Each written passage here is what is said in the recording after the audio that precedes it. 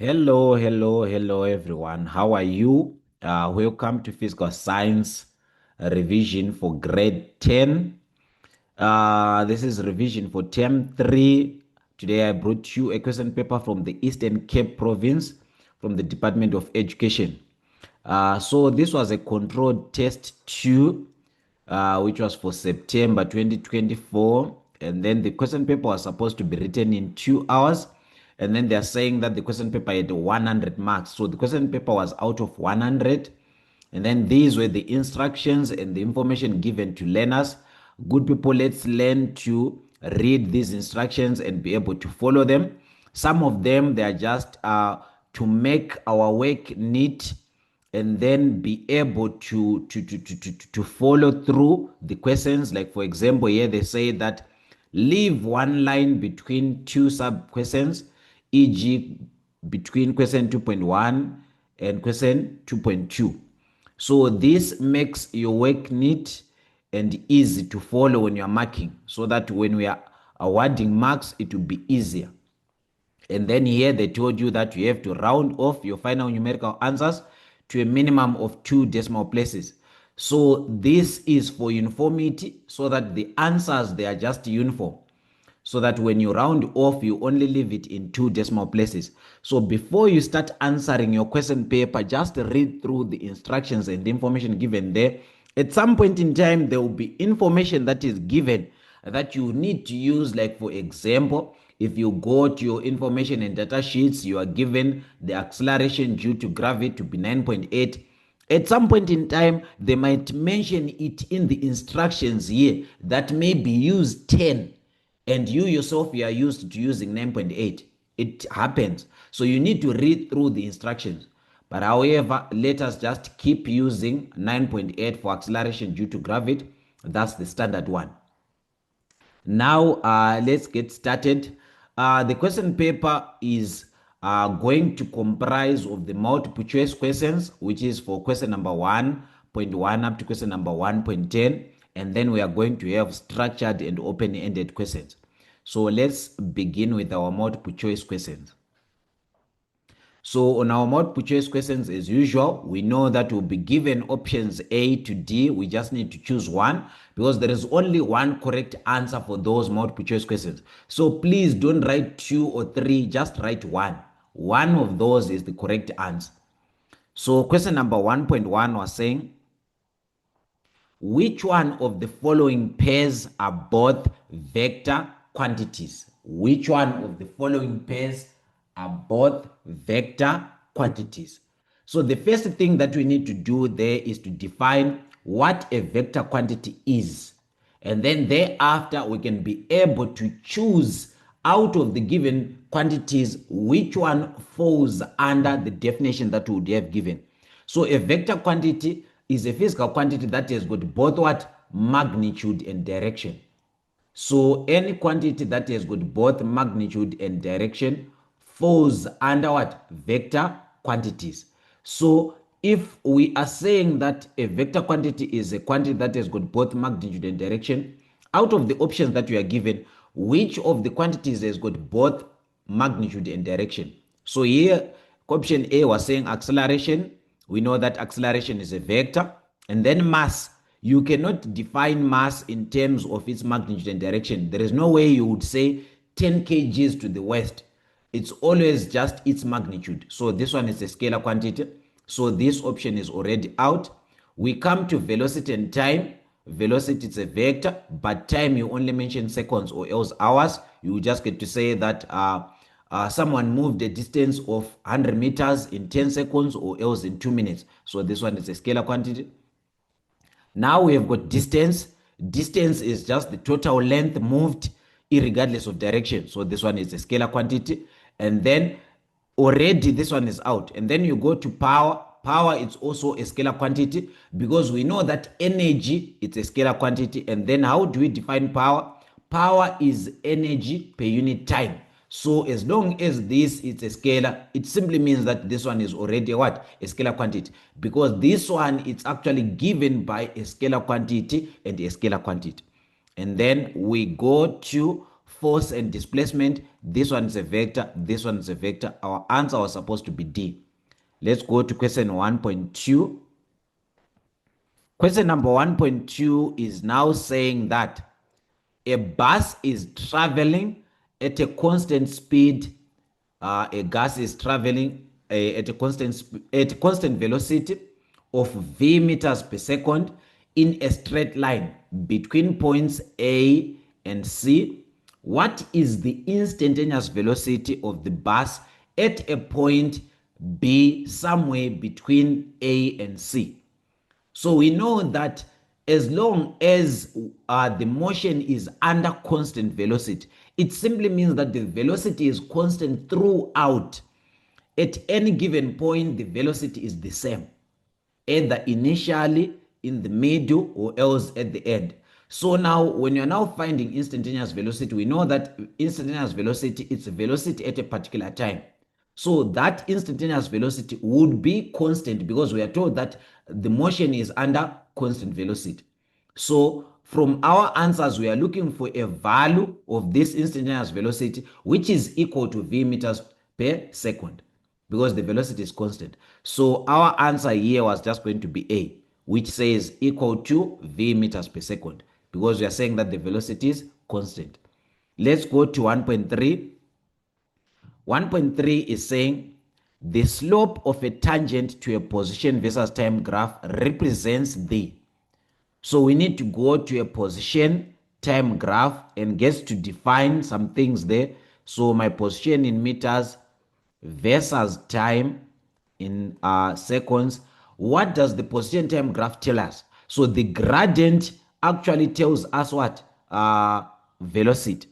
And then after that, what else? The change in this gradient would actually get to tell us the change in what? The change in velocity.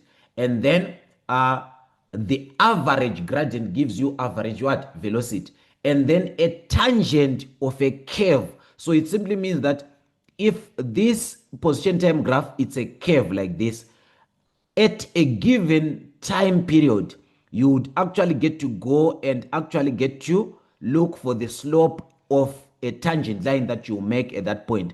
That gradient will give you instantaneous what? Velocity. Now they are saying that the slope of a tangent to a position versus time graph gives you what? It gives you instantaneous velocity. So here we are looking for an option that tells us instantaneous velocity.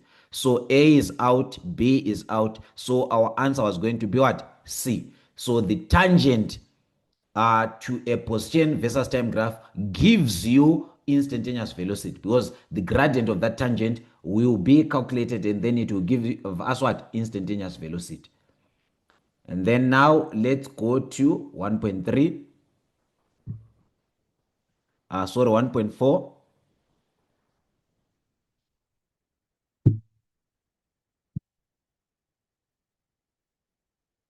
So 1.4 was saying, what is the SI unit of A delta T in the equation VF is equals to VI plus A delta T? So you can see that in this equation, we are simply looking for what? For velocity. We are simply looking for velocity. Therefore, whatsoever that we have here, it will be in meters per second, because initial velocity is definitely given in meters per second. And also what we are also adding, because here we are adding. So when you are adding units, they have to be uniform. So also units here, they have to be meters per second. Or else our acceleration is given in what? Meters per square second. And then our time is given in seconds. So if I say seconds into square seconds, this side I'll be left with per second. So definitely this would actually get to fall to meters per second. So we are looking for meters per second. So our answer there was going to be D. Now let's go to the following question. 1.5 is now saying, what approximately is the mass in grams of one mole of water molecules? So what are we looking for here? We are looking for the molar mass. We are looking for the molar mass of what? Of water.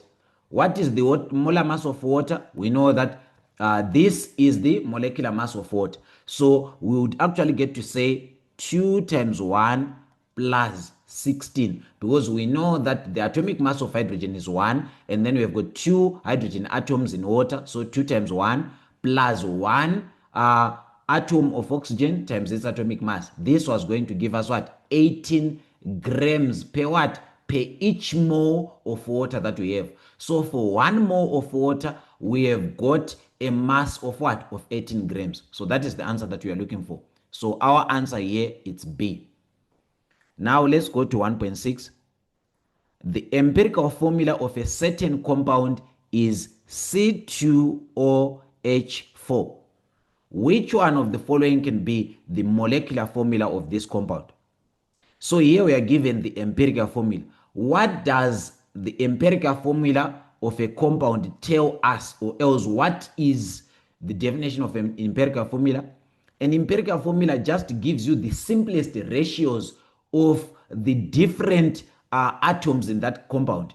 So, or else different elements. So we know that here our carbon, in terms of its simplest ratio, we have got 2 as to 1 of oxygen, as to what? As to 4 of hydrogen.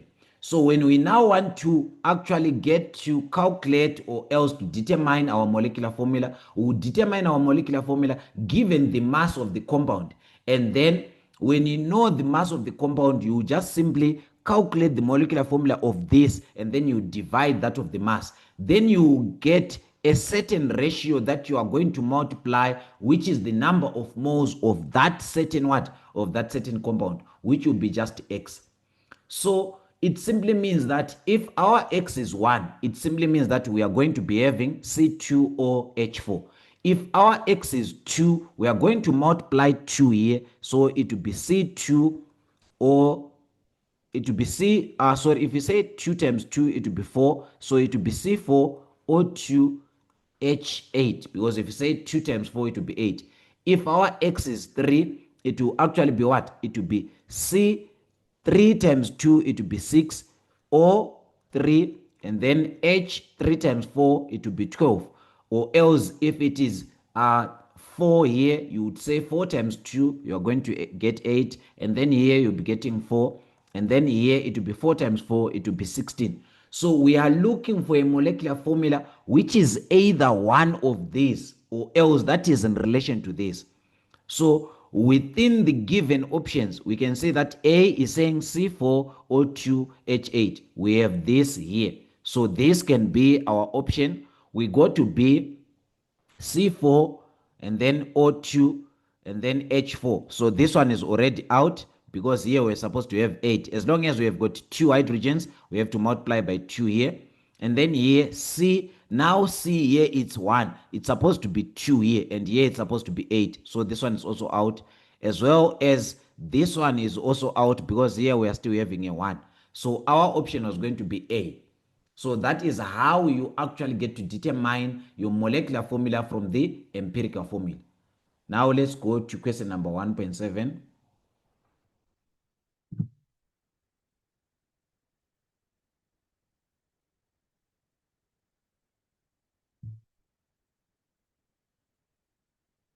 So question number 1.7 was saying, which one of the following is correct for 1 mole of ammonia gas? 1 mole, we've got 1 mole of what? Of ammonia gas.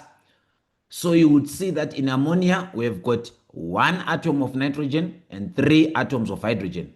So now we are saying that if we are to say this is in terms of what? Atomic ratio. Now they are saying determine the number of atoms and the number of moles of either nitrogen or hydrogen. So you would get to see that when it comes to nitrogen, since we have got 1 atom, in terms of atomic ratio, our nitrogen will be having 1 here, and then our hydrogen will be having 3. So we now get to say, if you want to determine the number of atoms in 1 mole of ammonia, you know that in 1 mole you have got how many atoms? You have got 6.022 times 10 to the power 23. You then get to multiply by the atomic ratio of nitrogen that you have here. We have got 1 there. So for nitrogen, you'll be having 1 times 6.022 times 10 power 3 atoms in 1 mole of ammonia. And then when it comes to the number of moles, you'll be simply having what? You'll be simply having 1 mole of what? Of nitrogen atoms. When we go to hydrogen, we know that when it comes to hydrogen, let me do it here.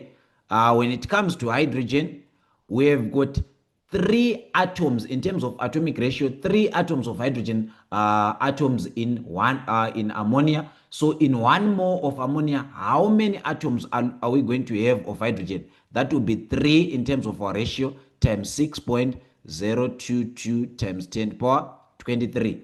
These are the number of what? Of atoms that you are going to have in 1 mole of ammonia for hydrogen. And then what about the number of moles? The number of moles will be simply 3 times 1. That will be 3 moles of what? That will be 3 moles of hydrogen atoms. Now we are looking for an answer which is either of this option 2 or else of this option 1, in between A, B, C, and D. Now for a number of atoms, here they said 1 times 6.02 times 10 power 3 for nitrogen atoms. This is correct. And then what about the number of moles? 1 mole of nitrogen atoms. This is correct. And then let's go to B. 1 times 6.02 times 10 to the power 3 for hydrogen. This is wrong. And then this one, however, is correct, but it's already out. And then this one, 3 times for nitrogen. This is wrong. It's already out. And then we come to D, 3 times 6 for hydrogen. This is correct. And then 1 more of hydrogen. This is wrong. So our answer was going to be A, because it has got what? The correct combinations there. That is the accurate answer. Now let's go to 1.8. 1.8 is now saying that the volume in decimeter cubed occupied by 0.5 moles of oxygen gas at standard temperature and pressure is. So we know that at standard temperature and pressure, 1 mole of any gas, 1 mole of a gas occupies 22.4 decimeter cubed of volume. So this is the molar volume at standard temperature and pressure when you are given 1 mole. What of if you now have got 0.5 moles of a gas? Simply, you are going to have your molar volume being equal to 0.5 times what? 22.4. So this was going to give you, if you say 0.5 times 22.4, it was going to give you 11.2 decimeter cubed. So we are looking for an answer which says 11.2 decimeter cubed, which is option B.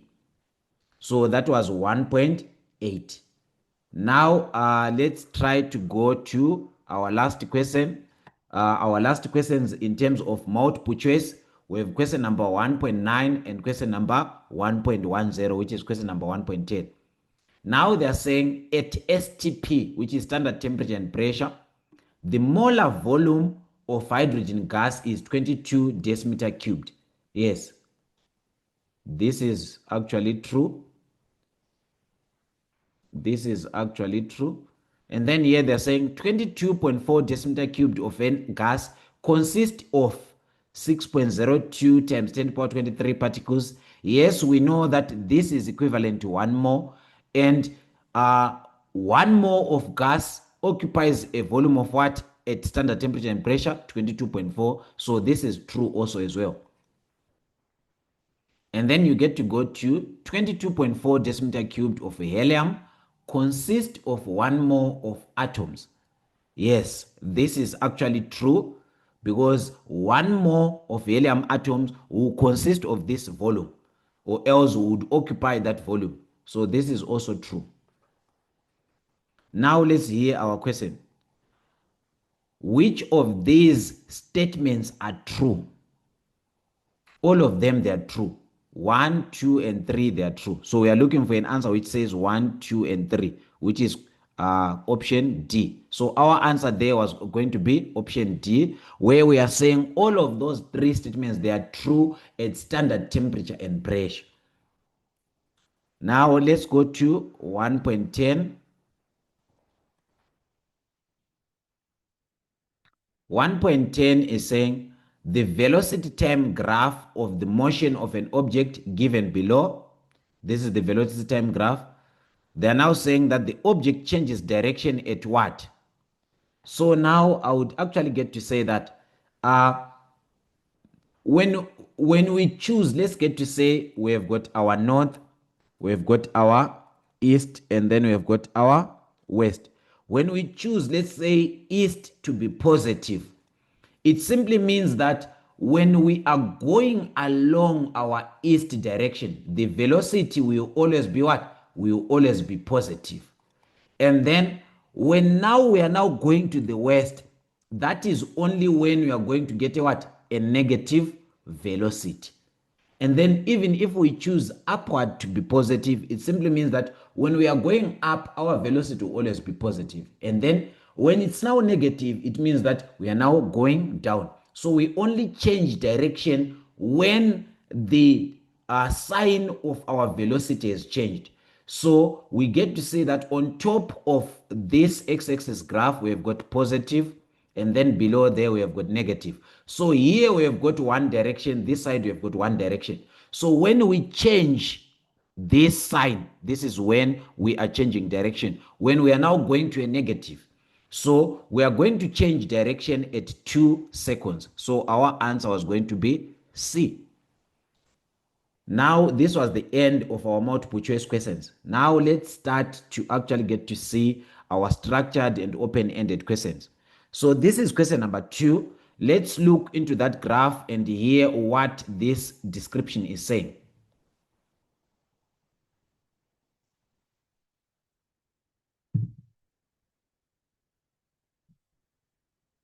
So question number 2 is saying the velocity versus time graph below represents the motion of a car over a time period of 12 seconds. The car initially moves north. So the car is initially in the direction of what? Of north. So if that is the case, to say that the car initially moves north, let's actually get to see what's happening. They are saying that this is the velocity time graph. So you have got your velocity here and then you have got your time. So it simply means that along this positive direction, now our car was moving north, and then once we changed to a negative, our car was now moving south because now it has got a negative what? Direction. And then now they're saying define the term velocity.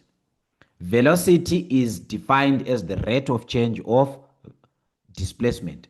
So velocity is rate of change of displacement.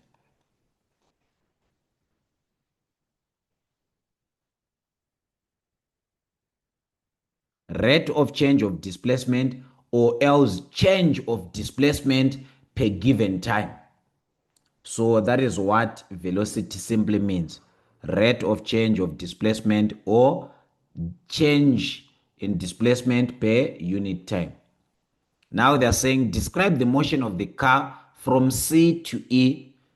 So from C, this is the point C, to E. Describe the motion of the car.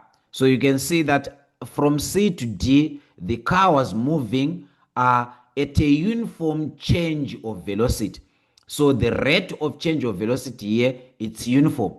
But now you can see that that rate of change of velocity is in the negative direction. So it was now going south here.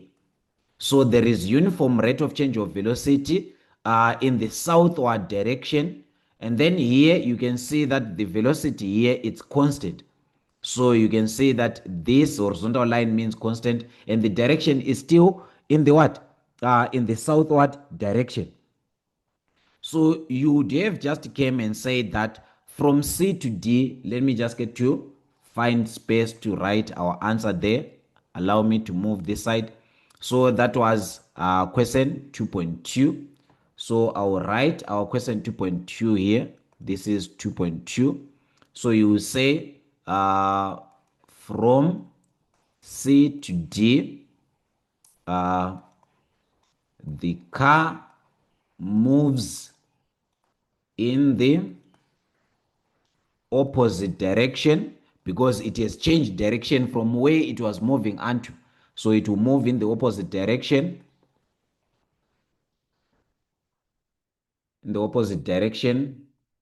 at a uniform rate of change of velocity. So from C to D, the car moves in the opposite direction at a uniform rate of change of velocity. And then you get to say from D to E, the velocity of the car is constant. The velocity of the car is constant. So mind you, this one was for another. So we are saying from D to E, the velocity of the car is constant. And in the opposite or else south direction.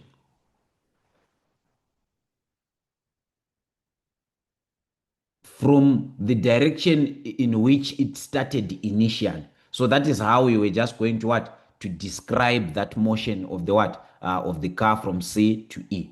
Now let's go back to our questions. Now our question, which is the following question, which is question 2.3, is now saying that without using equations of motion, calculate the distance that the car travels from A to C. So from A to C, we need the distance traveled. So we are given a velocity time graph. We know that the area under a velocity time graph gives us the displacement, for which we know that distance is just displacement without direction. So at some point in time, we can say that the area under this graph would be simply what? It would be simply distance, but we won't get to mention the direction of that distance. So we get to calculate the area here. So the area from what? From A to C would give us the what? The distance the car travels from A to C. So the area here, I would calculate the area of that first shape, or else I would use a trapezium. So it's easier to use the area of the first shape. You can see that the first shape is a rectangle. So this one will be length times its breadth, where its length is from 0 to 10. So it will be 10 times its breadth is just 2. And then here, this one, it's actually what? A triangle. So its area would be given by half base times its height, where its base is actually what? From 2 to 6, it will be 6 minus 2, that's 4. It will be 4 times its height, it's from 2 to 10. So it will actually, it's from 0 to 10, it's actually 10 here. So if I get to add this area and that area, I would get my distance. So if I say 10 times 2, this was going to give me 100. If I say 4 times 10, that's 40 divided by 2, that's 20. This was 20. So my total distance would be 100 meters plus 20 meters. So my total distance here, it was actually going to be what? 100 meters plus 20 meters. This was going to give me 120 meters. So what you do without using the equations of motion, you calculate the area under the graph of the velocity time graph. You get your distance irregardless of direction. But if you now want displacement, you now need to actually get to mention in which direction this car was moving to. Then it becomes your what? It becomes your displacement. Now they are saying also calculate the acceleration of the car between B and C. So between B and C, we know that acceleration is simply final velocity minus initial velocity divided by time. This is simply equal to what? This is simply equal to the gradient under a velocity time graph. You can see that this is given by my final velocity minus my initial velocity divided by the change in time. So that becomes your what? your gradient. So without using the equations of wave motion, you are just going to use the gradient of this line from here to there. Where the gradient, you take this as 0.2 and then you take that as 0.1. So if that one is 0.1 and this one is 0.2, your gradient would be your y2 minus your y1 divided by x2 minus x1. So this was going to be equal to y2 here. In terms of my velocity, I've got 0 meters per second. So I would come and say 0 minus my y1 in terms of velocity. It's what? 10 meters per second. So it will be 10 divided by my y2 in terms of time, it's 6. My y1 in terms of time, it's 2. So that was going to be your acceleration. And then if you do that, you are going to get a negative 10 divided by 4. That was going to give you a negative 2.5 meters per square second. So the acceleration here was just going to be equal to what? 0 minus 10 divided by 6 minus 2, which was going to give you what? A negative 2.5 meters per square second. Meters per square second. That was how you were going to calculate your acceleration there. Now, let's go to the next question.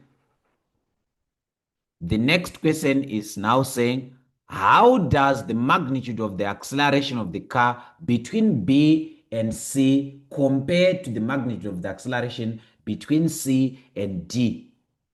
Choose greater than, smaller than, or equal to. So we need to compare the gradient of the graph between B and C to D. Now let's go and look into our graph between B and C to D. So you would see that between B and C, let me just erase what is on my graph there and everything here so that you would actually get to see.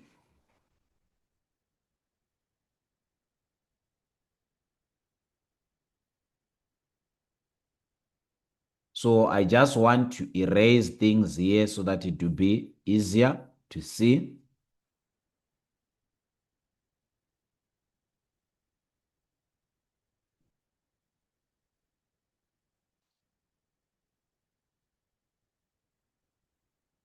So we are saying that between B and C and also between C and D, let's compare these two gradients. You can see that this gradient, it's a bit steeper.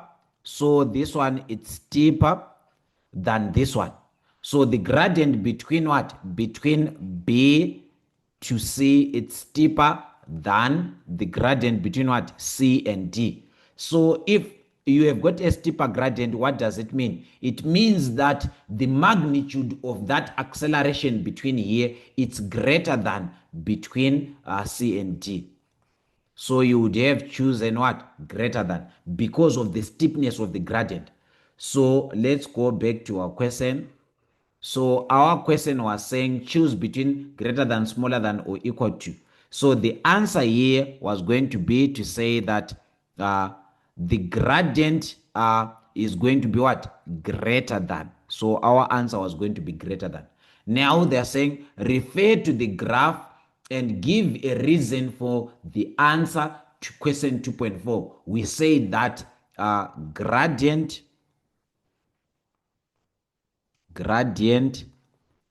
between, I would say gradient between B to C, the gradient between B to C is steeper than between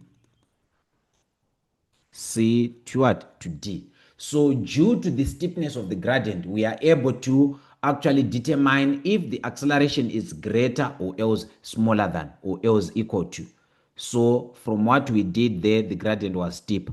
So now we get to say, write down the direction of the resultant displacement of the car. So when they say the resultant displacement, we are saying that at the end of the day, where is our position of the car? Because we know that displacement, it's change in position. So change in position is to say I was initially at A, now I'm at what? now I'm at D. So D is in which direction in or relative to A? D would be east relative to what? To A. So let's go back and see what would be our resultant displacement of the car, the direction of the resultant displacement of the car in relation to its initial what? Its initial position. We are just looking to say what is the direction of the car at the end of the day. So we are saying that this car initially started going north. So where we were having a positive velocity, we were in the north direction. So above here, we were in the north direction. Once we actually passed this to start going to the negative, we are now in the what? In the southerly direction. So we can say that the position of the car changed from A to E, of which E is south of A when we are here, and then when we are here we start moving to the north, and then after moving to the north we actually start moving towards the south, and then we end in at E in the what? In the southerly direction. It means that our resultant here would be what? Would be south at some point in time. But now, for us to get to determine that, we need to determine this resultant so that we get to say that it is actually in the what? In the south direction. So here I was just showing you that if we were to start at A, we go to the north, and then come from the north, we pass our position A, we go to point E, and point E is in the south direction. This would be our resultant displacement, the change in position from A to what? To E. So we need to determine that resultant. So here we can see that the total displacement on top here, it would be actually what? We said it's 120 meters towards the what? Towards the north. And then below here, what is the total area below here? You would see that the total area here, it would actually be, let me say the area here, length times breadth, and then the area here, half base times height. So length times breadth, let me call this one, let me say this one is C, this one is D. For C, the area there would be half of my base. It's from 10 to 6, that's 4. 10 minus 6 is 4, times my height would be from here to there, it would be 6 times 6, and then I get to say this is actually in the what? In the negative direction. I say plus this one, the length is actually what? It's actually 6. You get to say 6 times the breadth is actually what? The breadth is 12 minus 10, it's actually 2. So you would see that this would end up being what? 4 times 6 is 24, divided by 2 is 12. So this would be 12 plus another what? 12 plus another 12. So my negative displacement there, it's negative 24. So if I now want to find my resultant, I would actually get to say positive 120 plus a negative 12. So I will see that I would end up at what? 120 minus 12. I would get to say 120 minus 12, it gives me 108. So my resultant displacement is positive 108. Positive 108 meters. What does it mean? In the positive direction, we are going to the north. So our resultant was going to be what? Was going to be north. So the resultant displacement, it's 108 meters to the north. So our answer there was just supposed to be equal to the what? To say that our direction of our resultant displacement was what? Was to the north. So the answer there was just going to say that the resultant displacement, its direction was going to the what? To the north. So here you just came and said what? North. Yes, I know it's a lot of work in terms of trying to determine the direction, but at some point in time, it's worth it. Now they are saying use an equation of motion to calculate the instantaneous velocity of the car at 5 meters per second. So we have got the time there. We need to determine the velocity. They said I use the equation of motion to calculate the instantaneous velocity of the car at what? At 5 meters per second. So we would actually get to look for its initial velocity so that we can be able to find its what? Its final velocity. So we need to see the initial velocity, where it started and where it is, and the acceleration.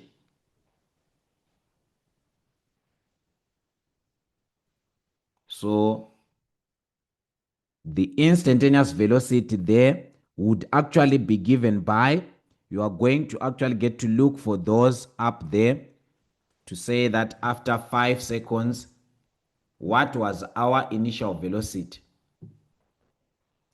So you can actually get to see that here, this is 5 seconds in between 4 and 6. So 1, 2.5. So maybe here, this is where we have got 5 seconds. So we need instantaneous velocity there. So to calculate this final velocity, we would need to know where it started. It started at this initial velocity, and then it moved for what? For 5 seconds. That the initial velocity we can actually get to use maybe for this whole motion from here to say that its initial velocity was what? Was 10 meters per second, and its final, it's here. And then we get to say that what was its acceleration for this. So you can see that the acceleration here was 0, and then the acceleration for this motion would be what? It would be a negative of this gradient. It would be a negative of that gradient. So we found that the gradient here, we calculated it initially that at the time when we calculated acceleration from B to C, and we said that it's a negative what? 2.5 meters per square second. So the acceleration is that the initial velocity is equals to 10 meters per second. And then the final velocity would be equal to what? You can see that the acceleration is negative, the velocity, the initial is positive. So our final velocity is either to be positive or negative. And then the time that it took, we are actually looking at instantaneous velocity at what? At 5 seconds. So let's actually get to say what? We would actually get to go there and actually get to say now at 5 seconds we are here, and then where we started with our initial velocity is there, because this is where our acceleration is. Here the acceleration is 0, so we are using from B up until to our instant there. So we would actually get to say the time t is 5, but the change in time would be 5 minus what? Minus 2. So their delta t would be equal to what? To 3. So this is the information that you are going to use to find out what? Our final velocity. So let me just get to rub some things there so that I can actually get to explain how we got that information, or else how we are getting that information.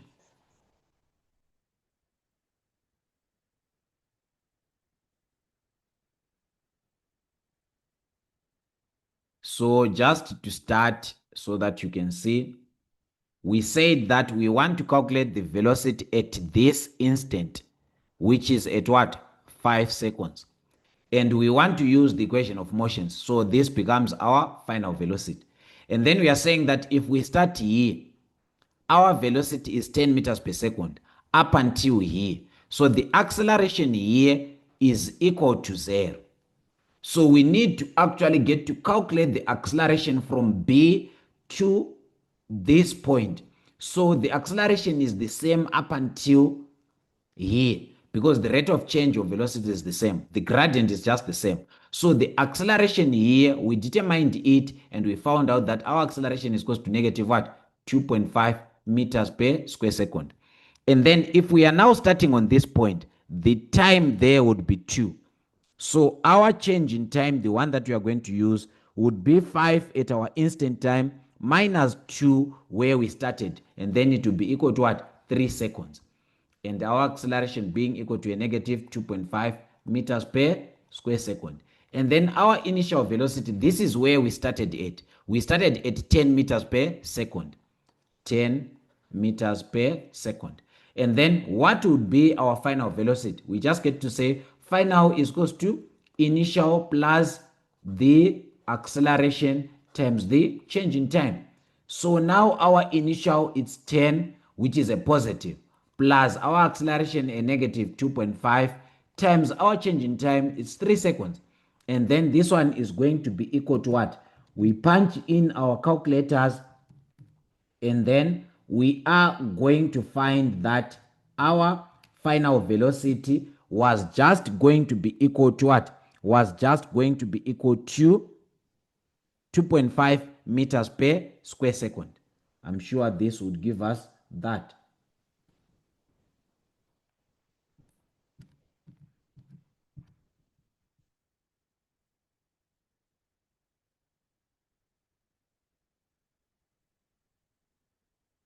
Yes, if you punch in your calculators, you were just supposed to find 2.5 meters per second. So you punch in your calculators, you'll find what? 2.5 meters per second. So that was the final velocity. That was the final velocity. And that final velocity is a positive. So it is towards the what? Towards the north. So our instant velocity here at 5 seconds, it was going to be equal to what? 2.5 meters per second north. Don't forget to mention this direction, because we know that velocity has got both magnitude and direction. So that was the answer for this question that we are saying that it had asked the instant velocity. They said use an equation of motion to calculate the instantaneous velocity of the car at time 5 seconds. Now let's go to question number 3. So the question number 3, now it's a description of saying that the Vanyana soccer team members were busy warming up for their match against Morocco. Below is a diagram that represents the measurements of the soccer field used by 3 players, which is Fred, Jane, and Neymar. And then now they are saying that define the term displacement. So the first question is you need to define displacement. Displacement is simply the change in position. Change in position of an object. So if an object changes position from, let's get to say, position E to position D, displacement is this straight line distance in between position A and position D. So we are just going to measure the length in between A and D. That is displacement. So changing position gives you displacement. And we know that displacement has got direction. We change the position from A relative to A, it would be going east to D. Or else you would have said the straight line distance between position A to position D, or else the straight line length between two positions. That is your displacement. Now let's hear the following questions.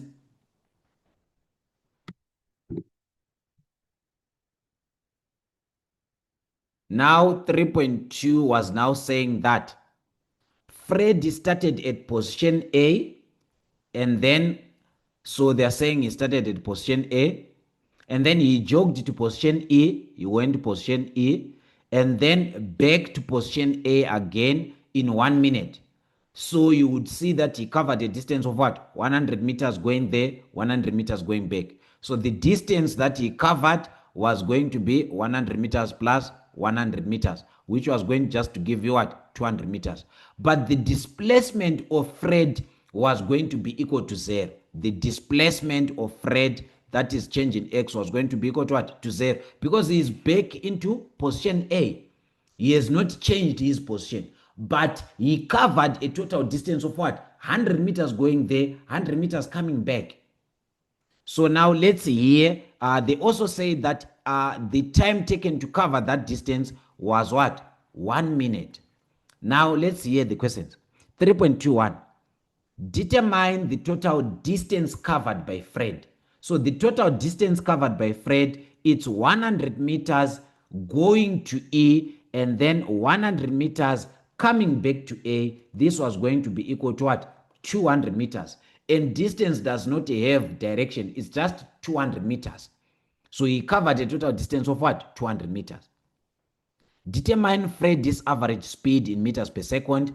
Average speed, we know that speed is equal to what? Total distance covered divided by time. So it was going to be the total distance covered in meters divided by the time in second. So the time taken to cover that distance was 1 minute. We know that 1 minute is equal to what? 60 seconds. So we come here, we divide by 60 seconds. So we're just supposed to say 200 divided by 60 seconds, and then it was going to give you a total average speed of what? 3.33 meters per second.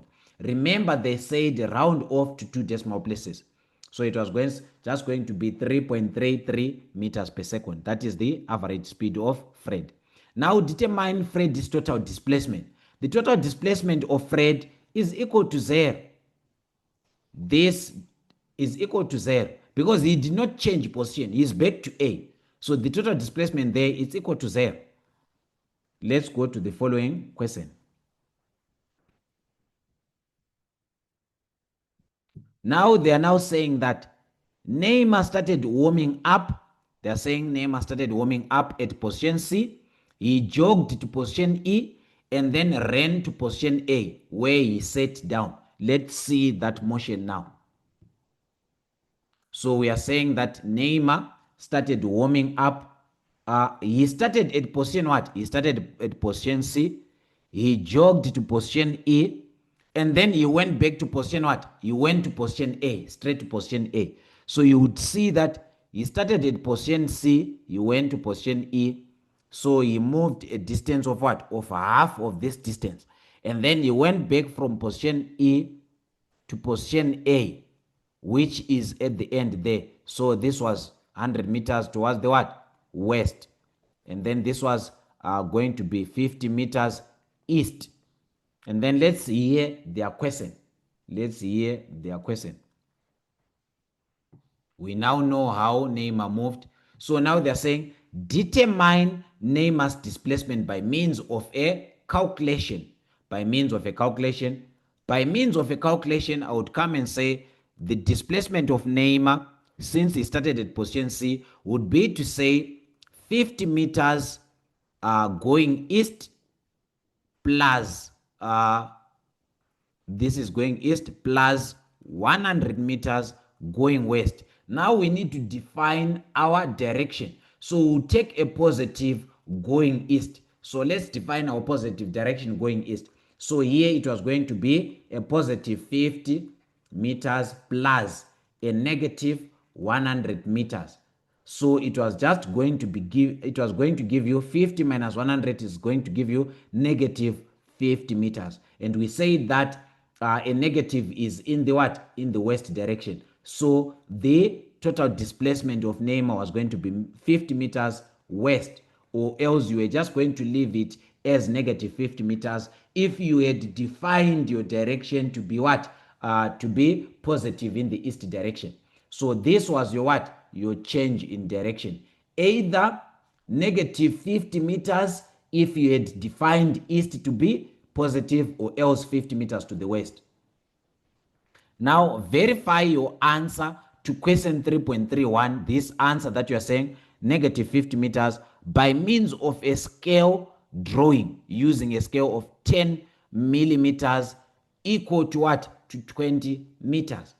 So here you are supposed to use your ruler. Like for example, I would say that you were just supposed to come here and then you draw your diagram of saying that. So here you're supposed to draw a vector diagram. So how were you going to draw a vector diagram here? You were just simply supposed to say that you draw, let's get to say you have your horizontal plane.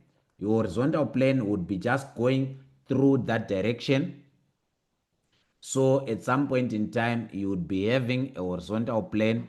So maybe let me just get to try to find something that is straight, maybe a ruler or something, so that I can actually get to draw something there to say that I would have actually came here and then I would have just came and determined my horizontal plane. So this was going to be my what? This was going to be my horizontal plane there. So in my horizontal plane, I was just supposed to actually get to what? Let me wrap this. We already know this information. So maybe I'm trying to draw a straight line, guys. Just pardon me there. I'm trying to draw a straight line so that I can show you how you would have done it. You are in the exam, you would have just came, you draw your horizontal plane there. On your horizontal plane, you would choose where you want to start.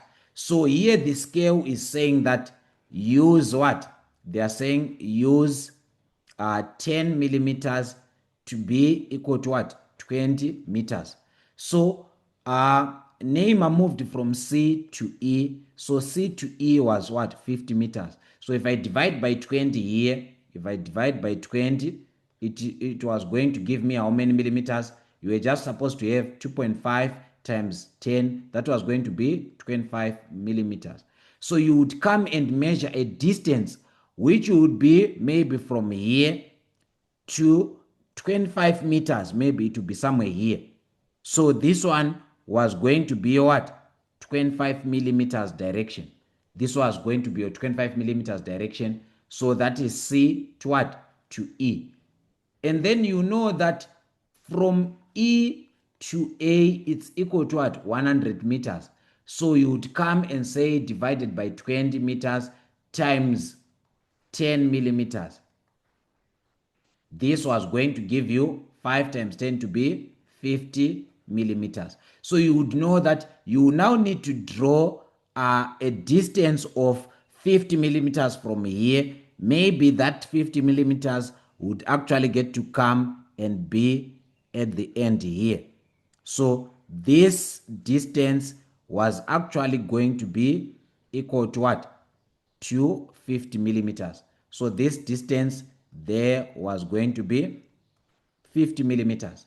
Now, your resultant, to find the resultant, we know that if we are using vectors, to find the resultant, you take it from the tail of the what?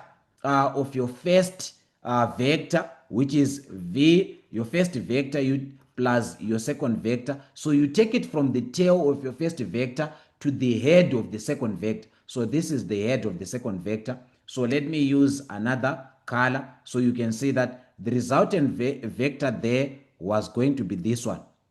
So you were going to measure the distance from here to there, and you would find that the distance there was going to be 25 millimeters. So now you now need to find what is 25 millimeters. You would find that your 25 meters now, it's now in the negative direction. Your 25 millimeters is equal to what? You would come and say 25 millimeters divided by 10 millimeters. So this was going to be divided by 10 millimeters times the scale. It's saying 10 millimeters represents what? 20 meters. So this one represents what? 20 meters.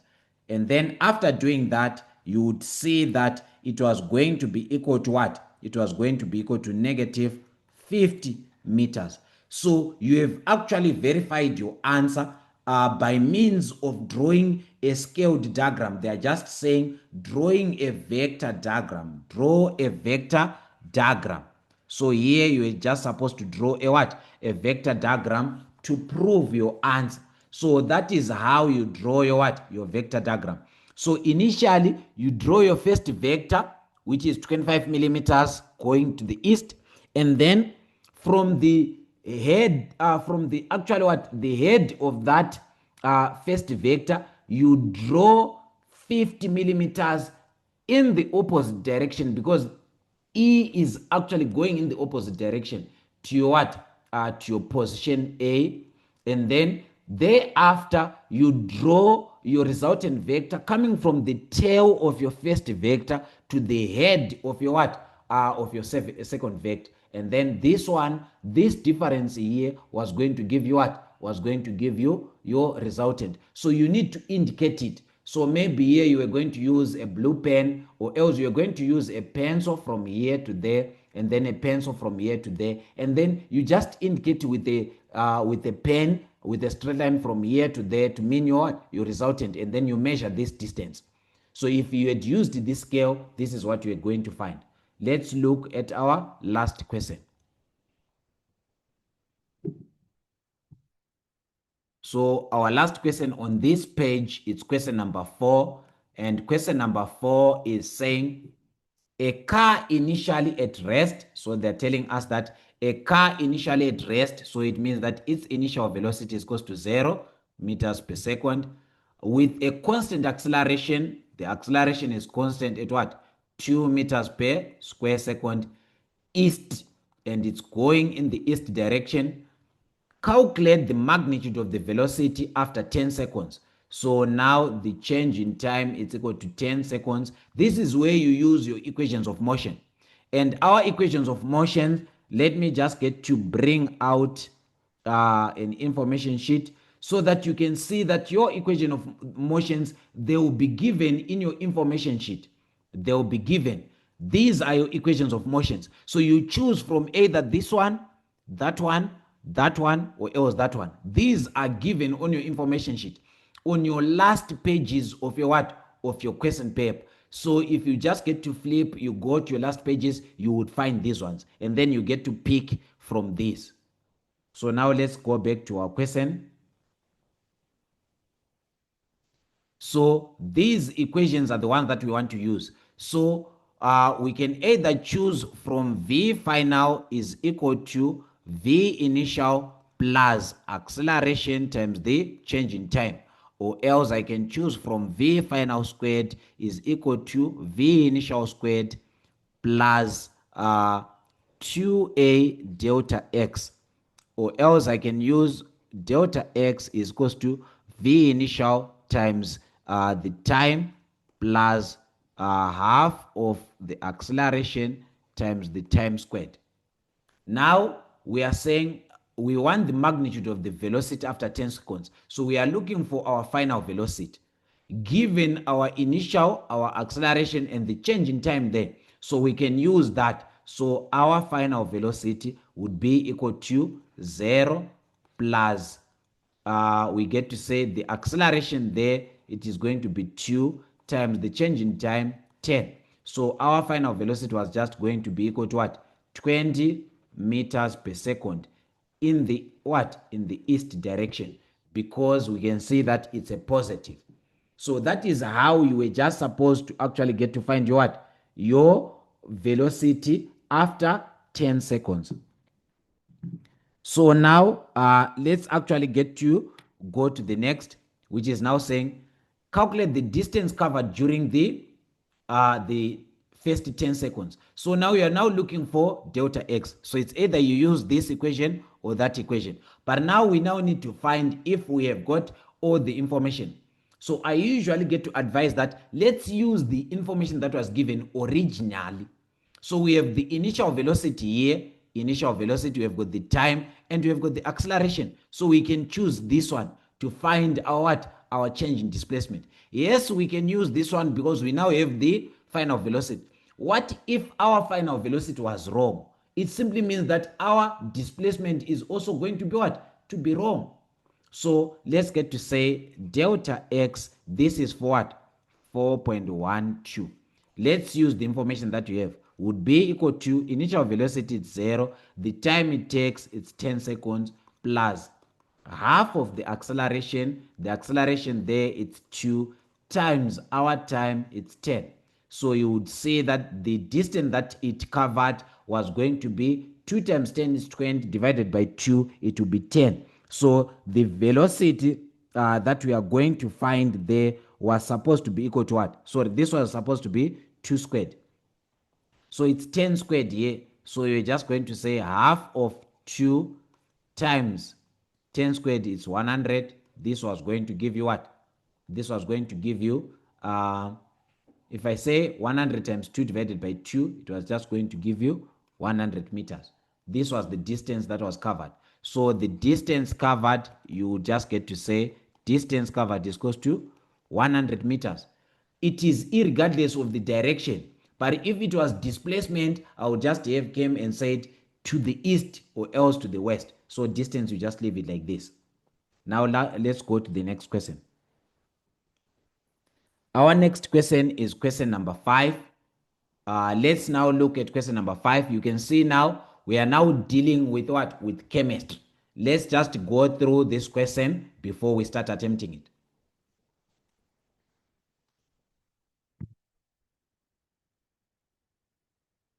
So now you would see that they said you are given 25 grams of sodium sulfate, which is a compound having this molecular formula.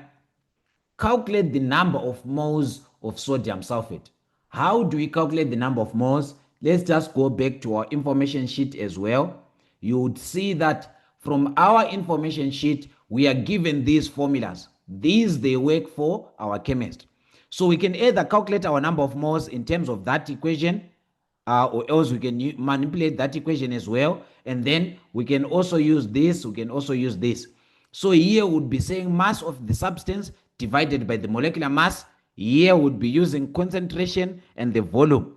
Here would be using the number of particles divided by the Avogadro's constant, where the Avogadro's constant, we know that Na is just equal to 6.02 times 10 to the power 23.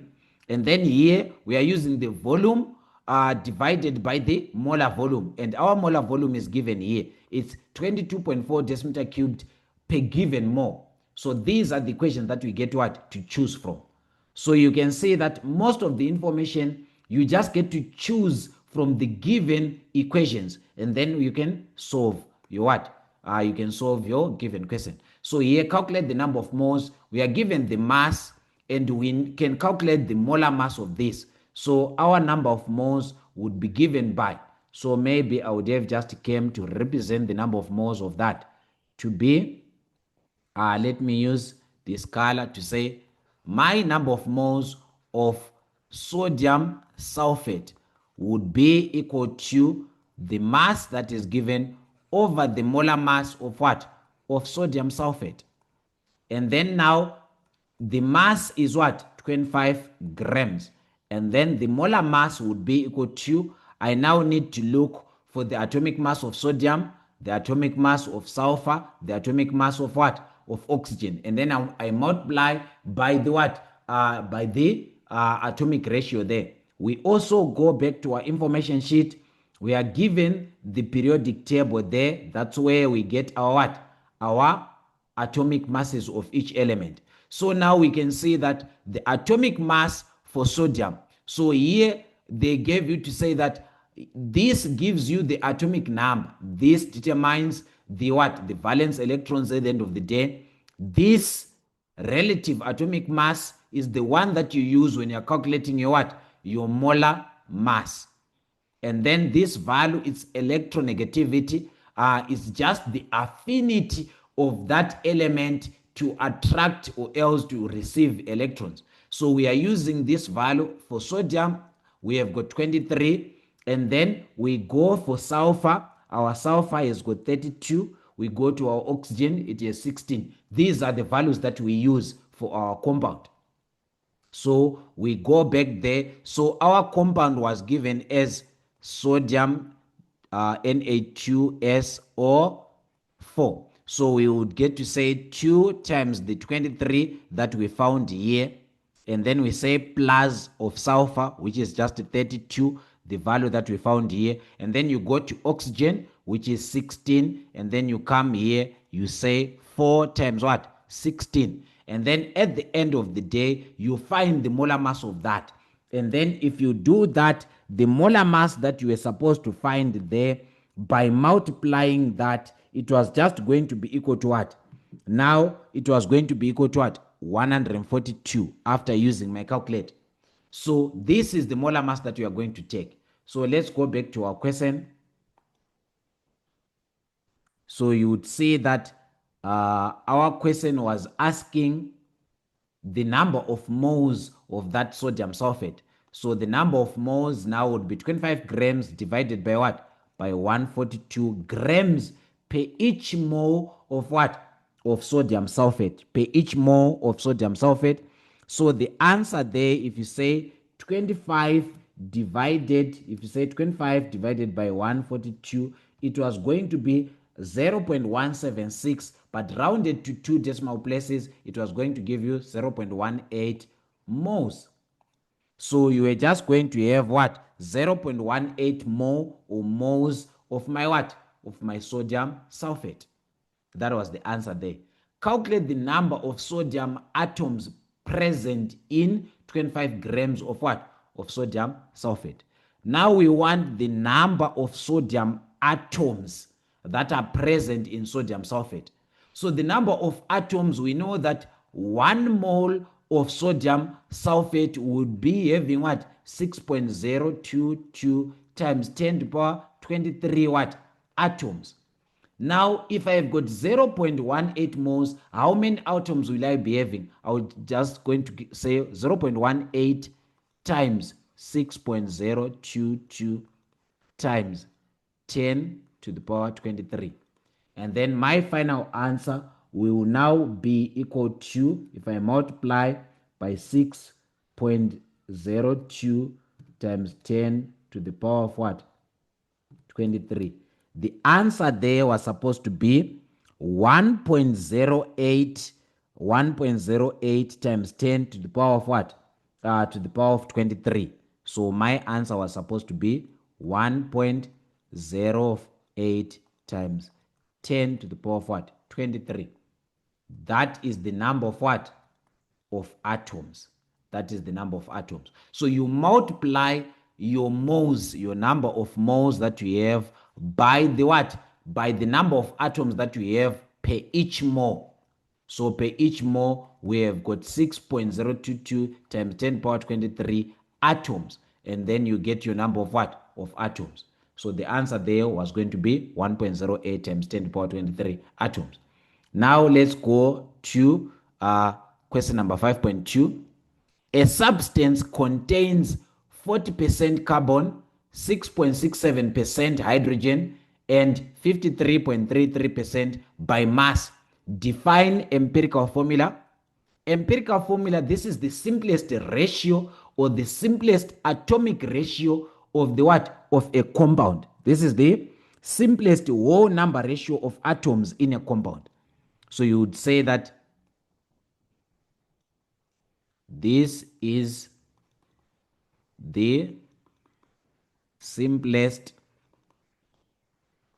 whole number ratio of atoms in a compound or else in a substance. So you get to say in a compound. That is the definition of what? Of empirical formula.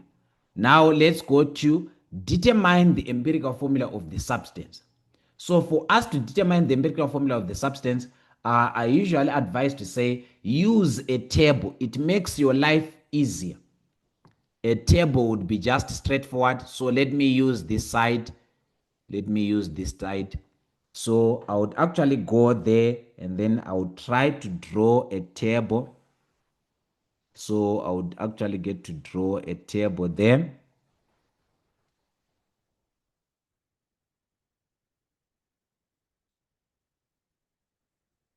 So at some point in time, my table would be for what? My table would be, let me get to say that it would be for a certain compound.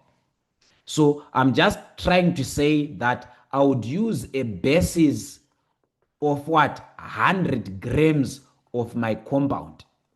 I would use a basis of 100 grams of my compound.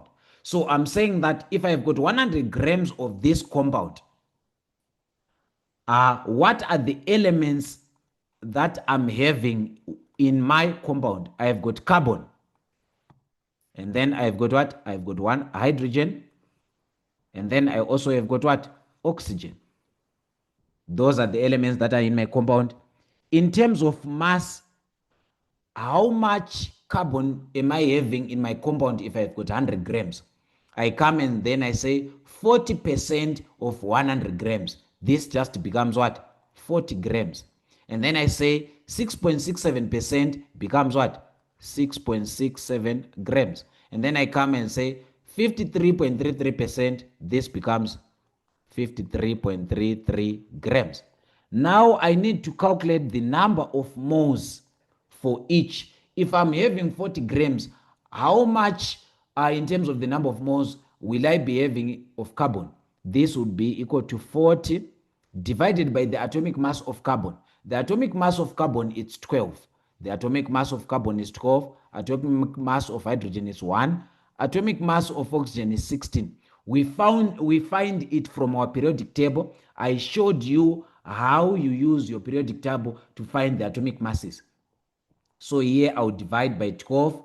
There I would have the number of moles being equal to, if I say 40 divided by 12, 40 divided by 12, it would be 3.33. So this would be 3.33. So maybe I was just supposed to create enough space and so that I would have everything there. And then allow me to just get to do something here. So here I would actually get to rub this line.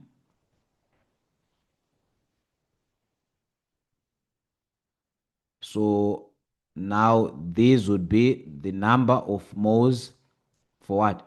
For carbon, I will need to calculate for hydrogen and for oxygen.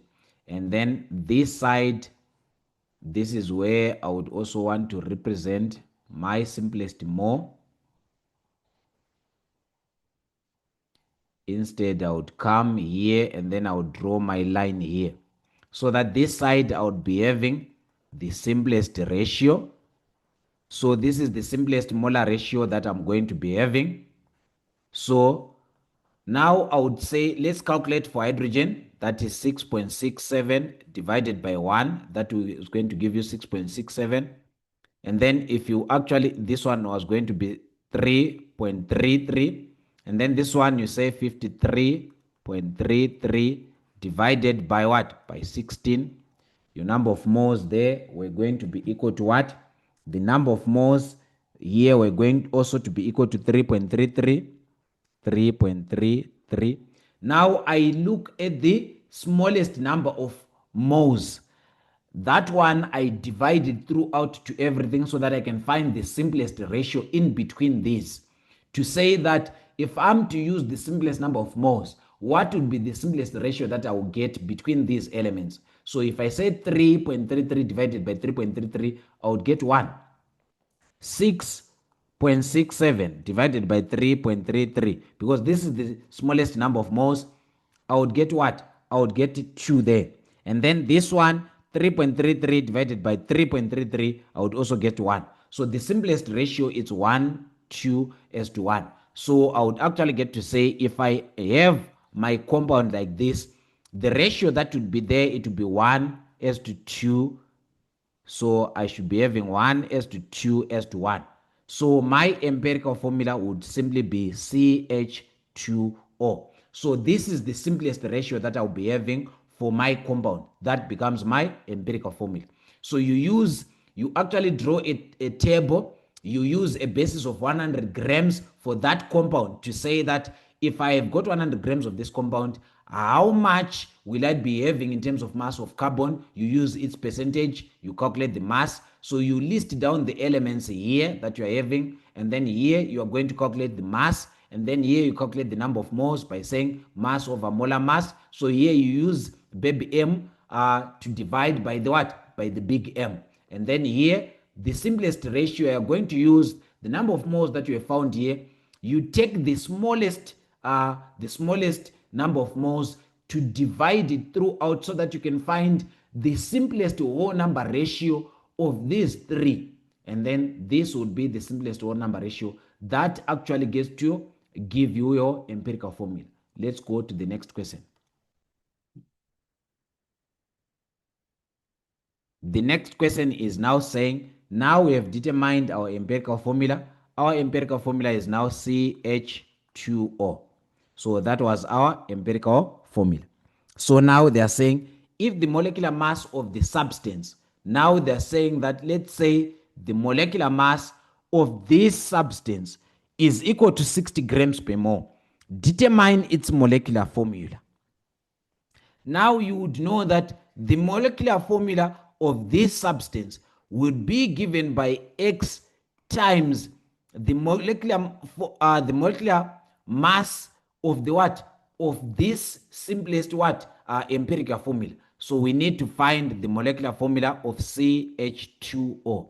That molecular mass, you now get to multiply it by X. You are going to get your what? Your molecular formula this side. So, or else let me repeat to say this again. If you are having your molecular mass, this is your molecular mass. Your molecular mass would be given by X moles times the what? The molecular formula of the empirical what? Times the molecular mass of the empirical formula.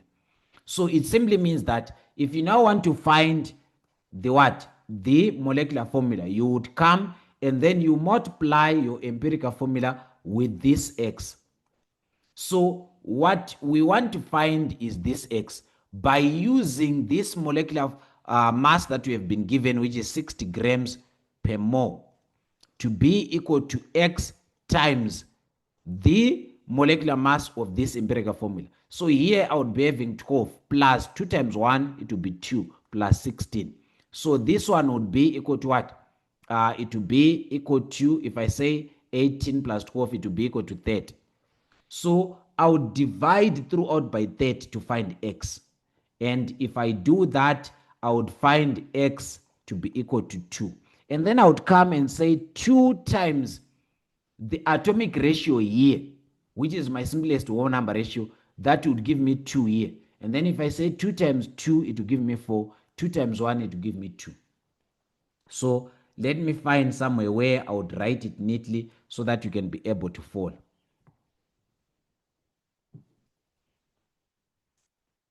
So I say that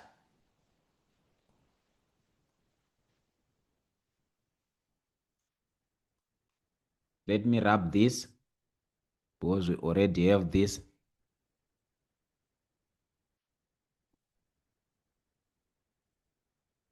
I just want to emphasize on what I've said here.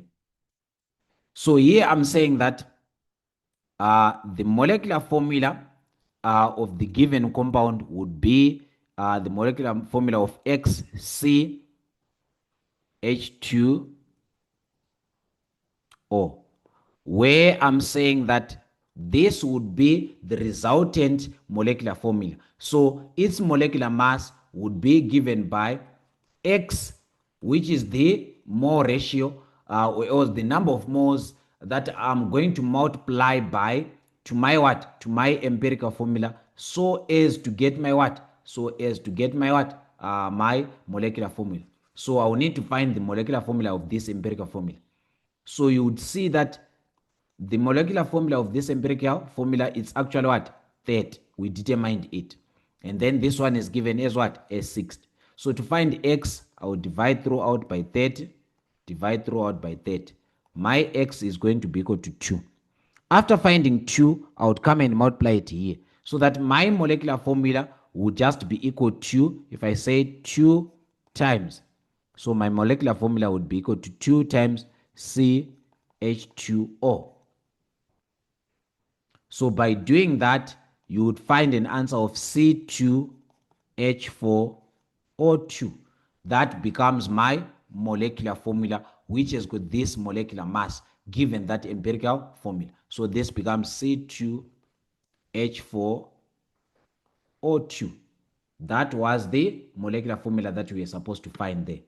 Now let's go to the next question.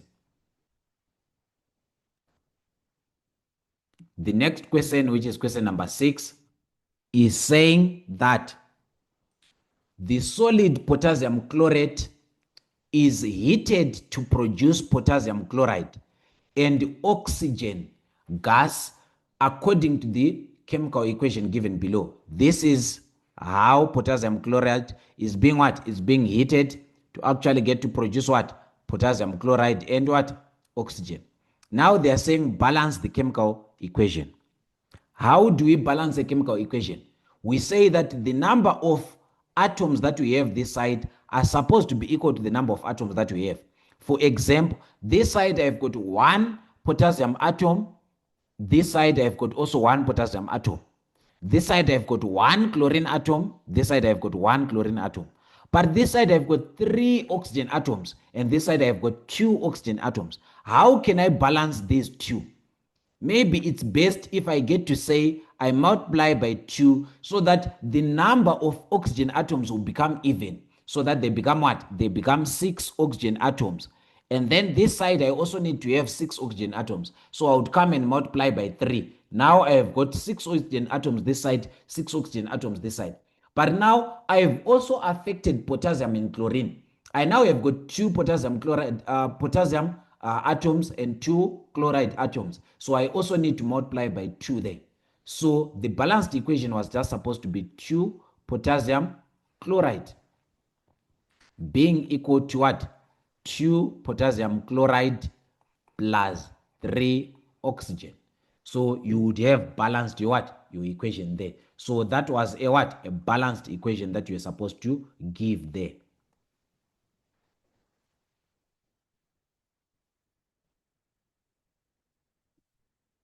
Now, let's hear the following question. Calculate the mass of the potassium chlorate, which is this one.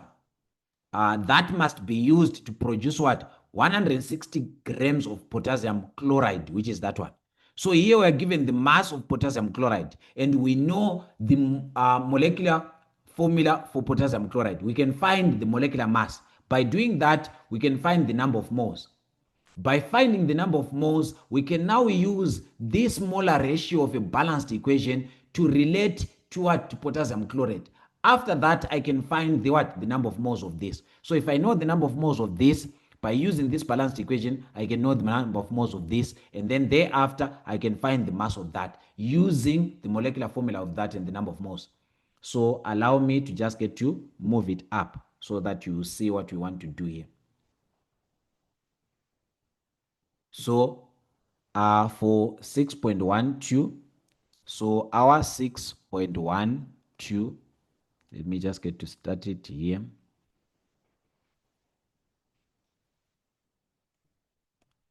(6.12), I would actually first find the number of moles of what?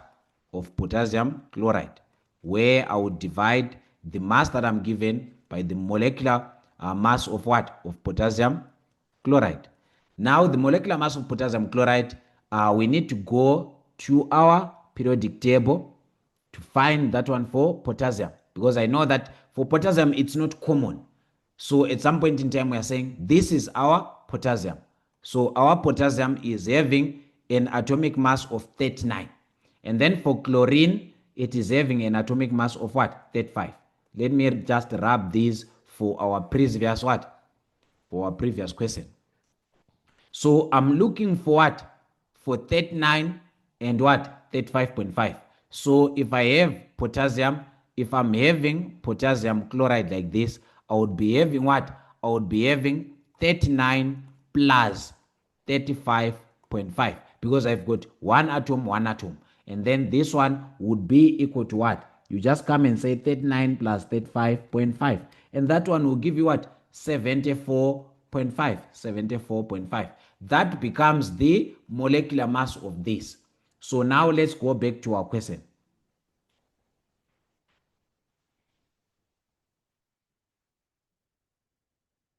So we are here now. So we are saying that this becomes equal to 160 grams, the one that is given, which is our mass, divided by the molecular what? Formula of what? Of our potassium chloride, which is 74.5. And then this one is gram per mole, so that the answer would be in moles. So if you divide that, you will say 160 divided by 74.5. Just use your calculators, guys. You are going to find 2.1475. I'm not rounding off because this is not my final answer. Now, I just come here and then I get to say, according to the balanced equation, what is the mole ratio between potassium chloride and potassium chlorate? They have got 2 is to 2. So it's simply 1 is to 1. So if I know the number of moles of potassium chloride, I already know the number of moles of what? Potassium chlorate, because they're just 1 is to 1. So I would actually get to come and say the number of moles of what? Of potassium chlorate will now be equal to 2.14765 moles. But I'm looking for the what? I'm looking for they said the mass. So you know that number of moles is given by mass over the molar mass. So for me to find the mass here, I'll simply say mass is equals to number of moles times the molar mass. Now I have got the number of moles. So for me to find the mass of that potassium chloride which has been used, I would simply come and say the number of moles, which is equal to what? 2.14765 times the molar mass of potassium chlorate. Now the molar mass, it would be to say 39 for this one plus 35.5 plus 16 times 3. 16 times what? Times 3. And then a total there would be equal to what?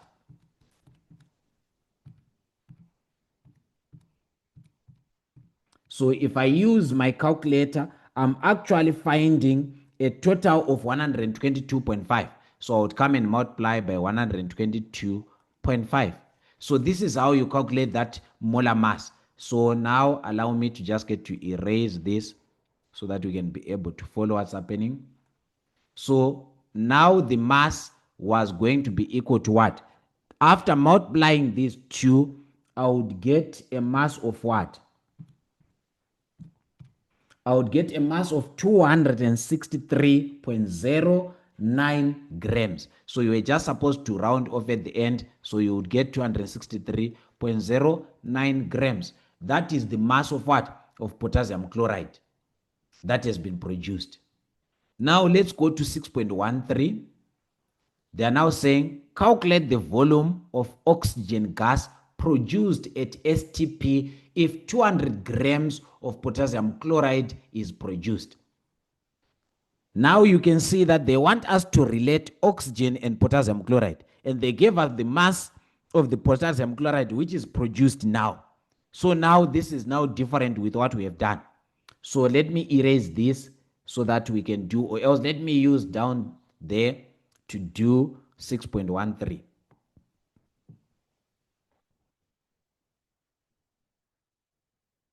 So here I'll use this space to do 6.13. So the balanced equation was saying 2 potassium chlorate. I would say 2 potassium chlorate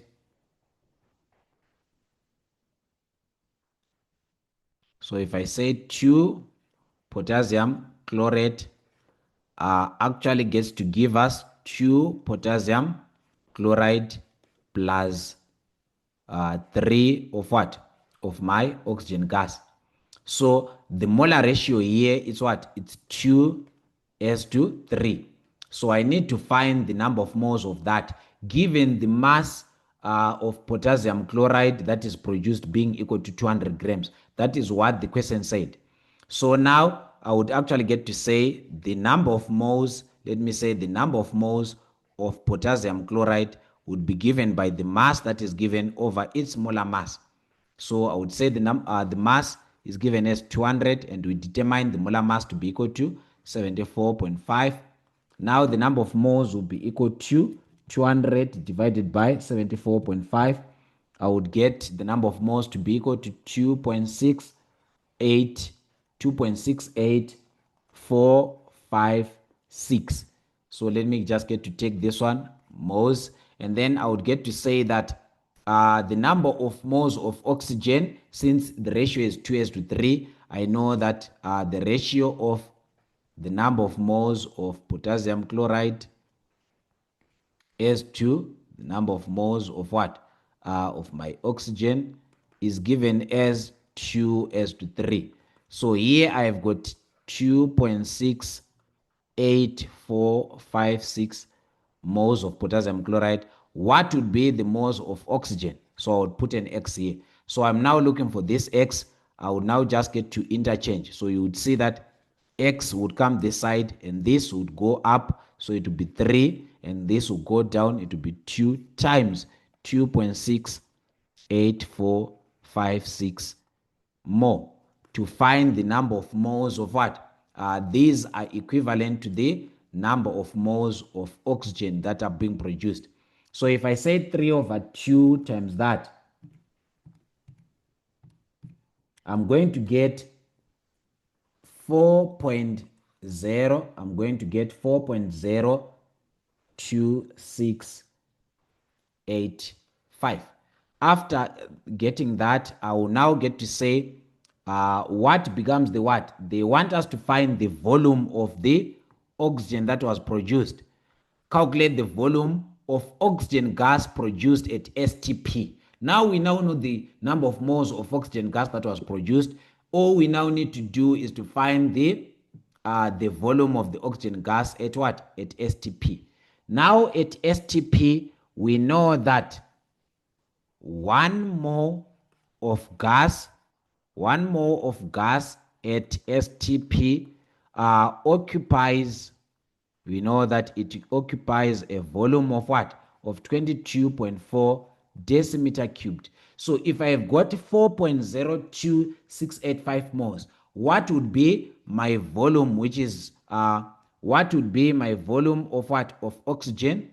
What would be my volume of oxygen having those number of moles? So my volume of oxygen is just going to be 4.02685 moles times 22.4 decimeter cubed. And then I would get my what? My volume there.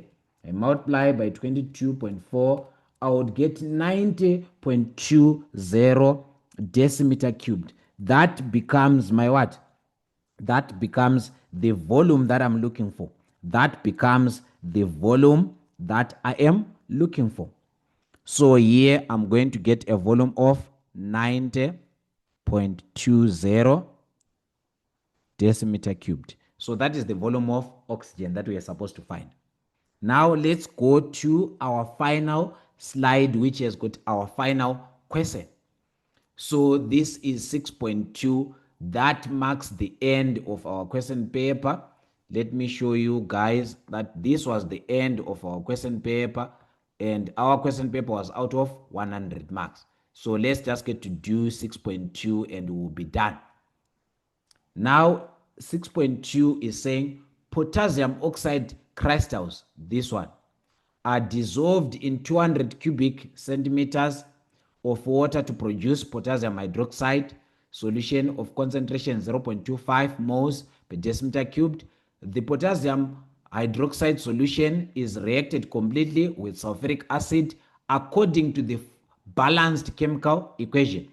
Now this is the balanced chemical equation. They're saying calculate the maximum mass of potassium sulfate that can be produced. Maximum mass of what? Potassium sulfate. What are we given?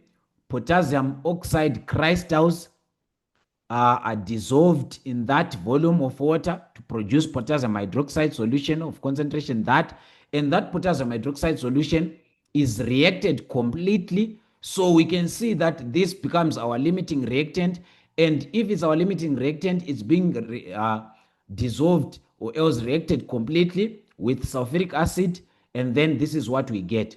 So we need to find the molar ratio of this as well as to that, so that we can determine the number of moles of this that are produced, so that we can find the what? The maximum mass that was found. So the maximum mass is found by relating the number of moles of our product produced to the limiting reactant. So this is our limiting reactant because this is being used up completely in our reaction. So now, what is the number of moles of potassium chloride? So we get to say the number of moles of potassium hydroxide, would be given by what? We have got the volume, and then we have got the concentration that was produced. So we can actually get to say that volume times what? Times concentration.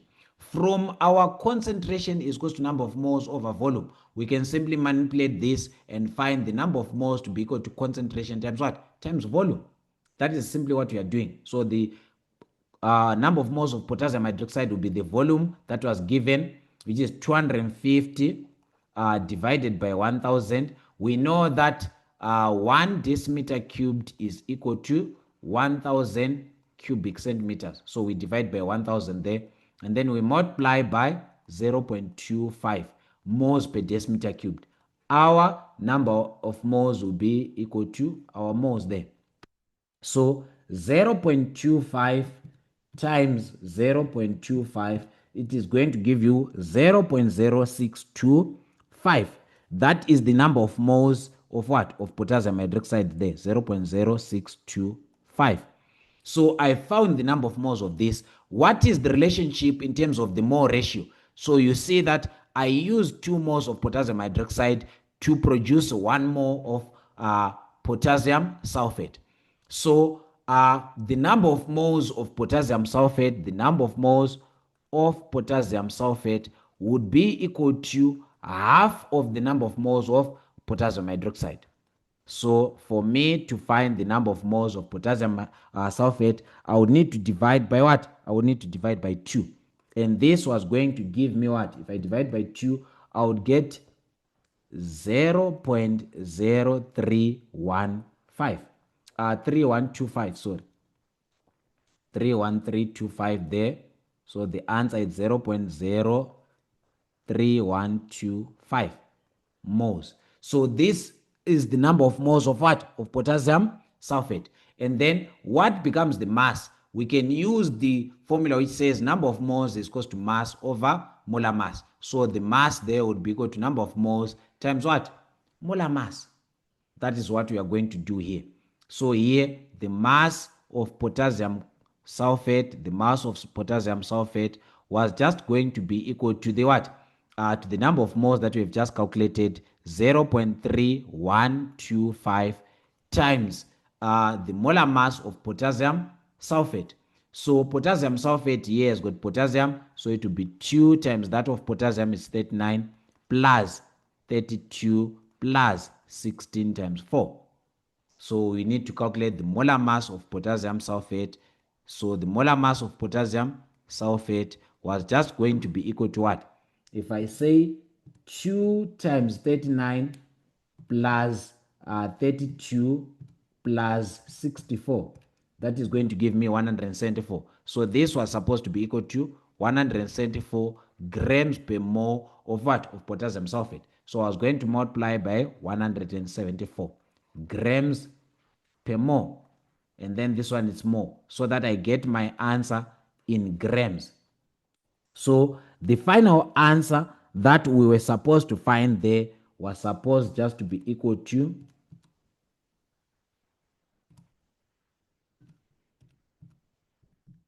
was supposed to be equal to 0.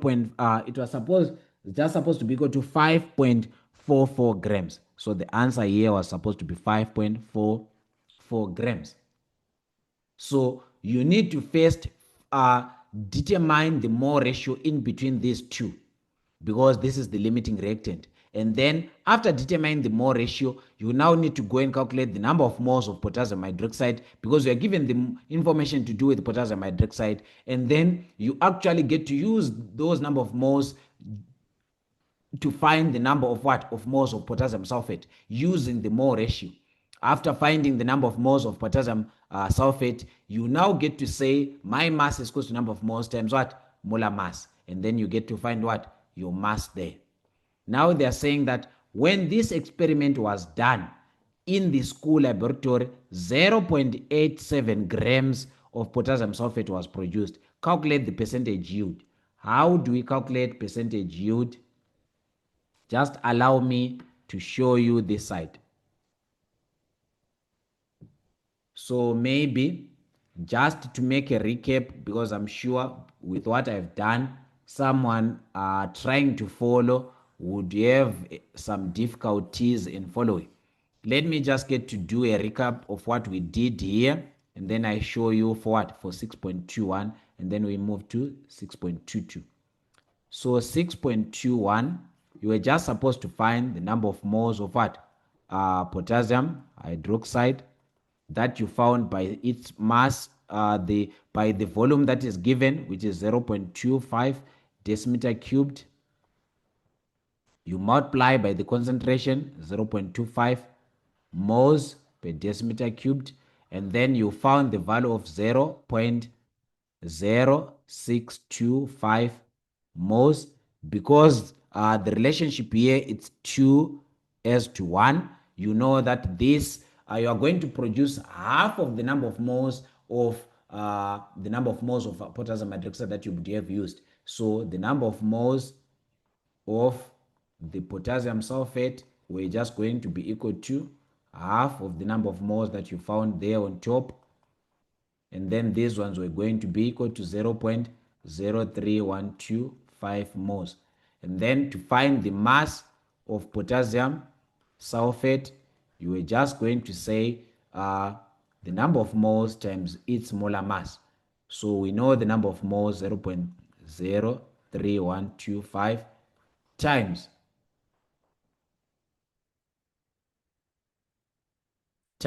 the molar mass. There we said it's what? 174. And then you were going to get what? 5.44 grams. So this is the mass of potassium chloride, of potassium sulfate, which was produced. So the mass here, the maximum mass was going to be equal to what? Was going to be equal to 5.44 grams. So this, we call it what? We call it theoretical. This is theoretical mass, meaning to say that this is the maximum mass that you can produce using this equation from this reaction. Now they're saying that when the experiment was done in the school, this was the mass that was produced. And then now calculate percentage yield. Percentage yield, how do you calculate percentage yield? Just come and say 6.22. Percentage yield is just equal to actual mass divided by theoretical times 100%, because we want to look for percentage yield. So the actual mass there, it's 0.87. The actual mass, you find it from the experiments that have been done. So the experiment found 0.87 grams. That was the mass that was produced. This one is 5.44 grams. And then this one times 100. So the percentage yield that you would have found there was just supposed to be equal to what? If you use your calculators, you are supposed to find a percentage yield of 15.99%. So the percentage yield here was just supposed to be equal to 15.99%. That was the percentage yield. Now the question is now saying,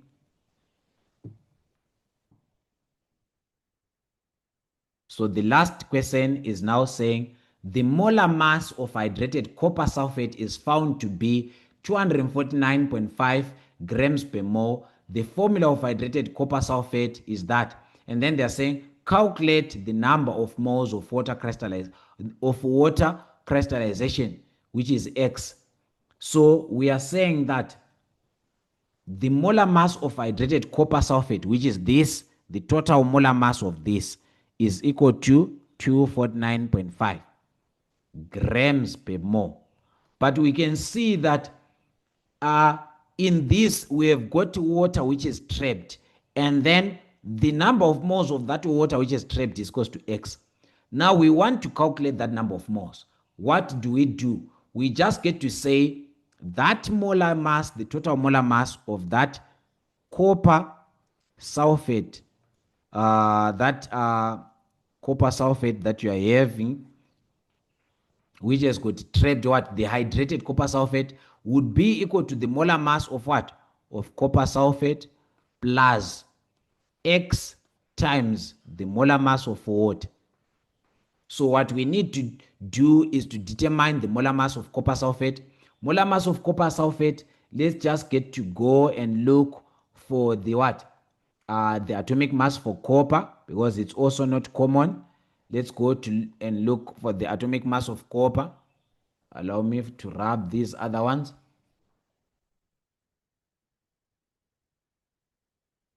So the atomic mass for copper, we have to look for copper.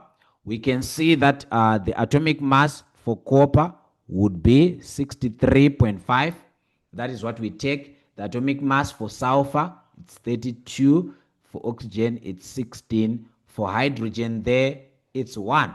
So if you are looking for the molar mass of copper sulfate, you would come and then you add 63.5 plus 32 plus 16 times 4, it becomes 64. And then you get the molar mass of copper there to be equal to, if you say 63.5, that's 63.5 plus 32 plus 64, that is going to give you 159.5. That is 159.5. That is the molar mass of this. And then for water, we know that the molar mass for water would simply be equal to 2 plus 16, which is equals to 18. These are the values that we go back and then we use. So here we're now supposed to actually come and say 159.5 plus x times 18. Now I just get to say they are equal to what? 249.5. So I take this one that side. I now want to solve for x. I make x the subject.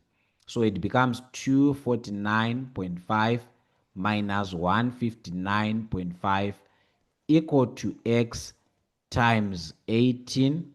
Now for me to find this x, I need to divide by 18 throughout. Divide by 18. These ones are going to cancel out. So x would be equal to everything that I will find here. So here I was supposed to find x is equal to what? Was supposed to be x is equal to 5. It was supposed to be x is equal to 5. Just to cross check there, the answer was supposed to be 5. So that was the number of moles of water of crystallization in this compound. So that was it, guys. The question paper was out of what? 100 marks. So thank you guys for being together. Let's meet once again next time in our next coming videos. Don't forget to like and share.